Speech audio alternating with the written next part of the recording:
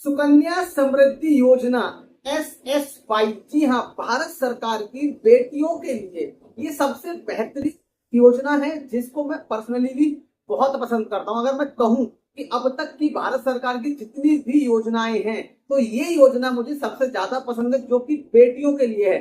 2015 के अंदर ये आई थी, बेटी बचाओ बेटी पढ़ाओ योजना के तहत, जिसमें चलती है। अब ये जो सुकन्या समृद्धि योजना है, इसके बारे में लोगों को सही जानकारी नहीं है।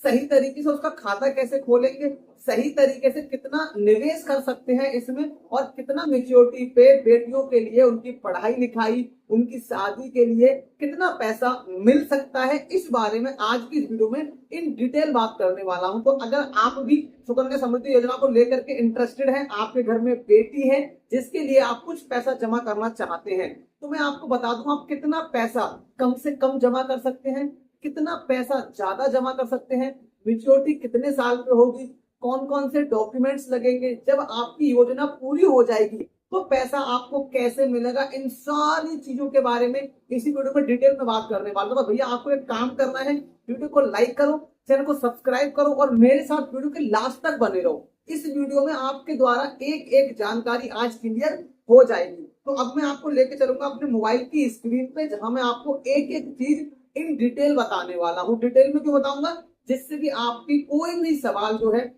वो पूरा हो जाए, कोई भी आपकी क्वेरी है वो बचे ना। तो देखो इस समय हम आ चुके हैं, ये वेबसाइट है पोस्ट ऑफिस की, हम पोस्ट ऑफिस की गवर्नमेंट की जो वेबसाइट है वहां आ चुके हैं। मैं आपको पहले ही बता देता हूँ कि जो आपकी योजना है इसका खाता आप पोस्ट ऑफिस में खुलवा सकते हैं, या फिर कुछ बैंकें हैं जिनमें इसका खाता खोला जा सकता है। ठीक है, चलो अब आप देखो इस समय हम कहाँ पे हैं, पोस्ट ऑफिस की वेबसाइट पे हैं। यहाँ पे हमको एक जानकारी मिलेगी। अब मैं सर्च नहीं करूंगा, आपको कोई वेबसाइट पर नहीं जाना है, आपको कोई लिंक पे क्लिक नहीं करना है, आपको बस एक बार यहाँ पे देख लो, पूरी जानकारी ले लो, फिर खाता कैसे खोलोगे इस बारे में बता दूंगा। खाता भी आपका ऑटोमेटिकली बहुत प्यार से बिना कुछ करे खुलवा दूंगा, बस आपको वीडियो लास्ट तक देखना है। और हाँ, कैलकुलेट करके भी बताऊंगा कि कितना पैसा जमा करने पे आपको कितनी जो मेच्योरिटी पर राशि है वो मिल सकती है। चलो तो एक काम करते हैं, ये आपका है पैसे ना, हम यहाँ पे सर्च कर सकते हैं, ये सर्च बॉक्स आ रहा है, यहाँ पे सर्च कर सकते हैं सुकन्या समृद्धि योजना।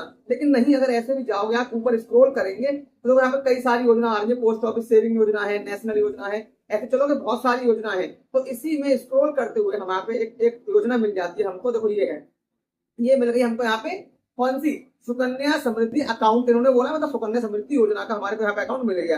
नीचे लिखा आ रहा है क्लिक मोर, अब हम क्लिक मोर पे क्लिक करेंगे और इसके बारे में और जानकारी यहाँ पे लेंगे। अब देखो यहाँ पे सब चीजें आ रही है, क्या क्या। अब देखो इंग्लिश में है, मैं आपको हिंदी में कर दूंगा तभी वो मैं आपको समझाऊंगा।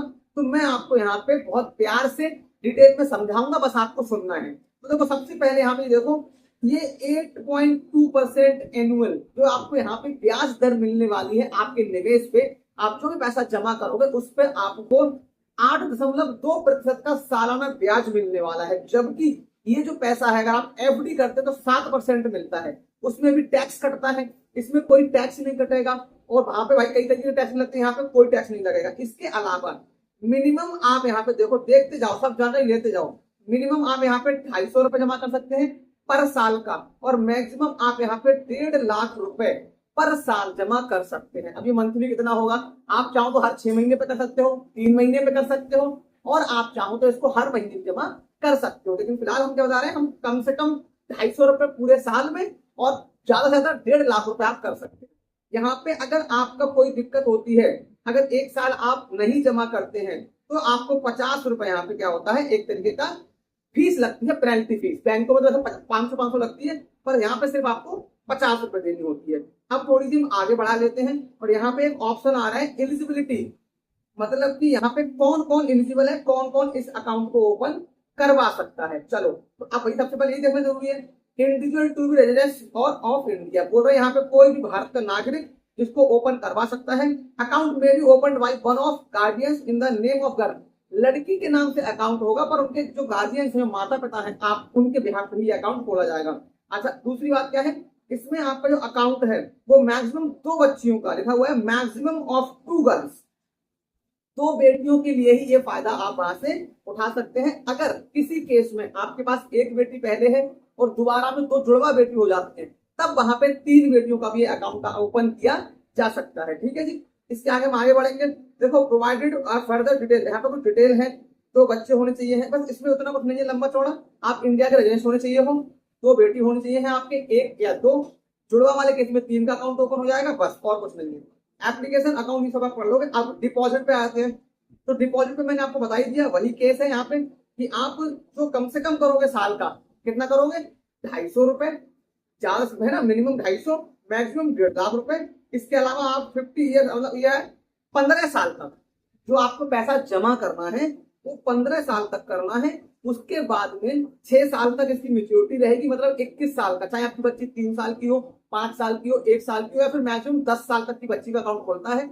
उसके बाद 15 साल आपको पैसा जमा करना होता है, जो भी आप महीने में जमा करो। उसके बाद में 6 साल की इसमें मतलब आपको जमा नहीं करना होता, 6 साल तक अपने आप चलता है वो अकाउंट, और 21 साल मेच्योरिटी होने पर आपको पूरा पैसा मिल जाता है। ठीक है जी, अब यहाँ पे सब चीजें दे दी है, डिटेल है मेन वो हम आपको बता दे रहे हैं। इसके आगे बढ़ेंगे, विड्रॉवल की बात आ जाती है। विड्रॉवल तो भैया पैसा कैसे मिलेगा, तो देखो जैसे ही आपका पूरा हो जाएगा, प्लीज सी नंबर 8 यहाँ पे ध्यान रखा है, 50% पैसा आप इसमें बीच में भी निकाल सकते हो, उसकी कंडीशन आपको पोस्ट ऑफिस से मालूम पड़ जाएंगी, वो अलग की चीज है। अब बात कर लेते हैं इंटरेस्ट की, तो यहाँ पे इंटरेस्ट की हम बात करेंगे। तो इंटरेस्ट क्या है, अकाउंट ओपन हुआ, इंटरेस्ट जो है ये भारत सरकार की गारंटी का इंटरेस्ट है।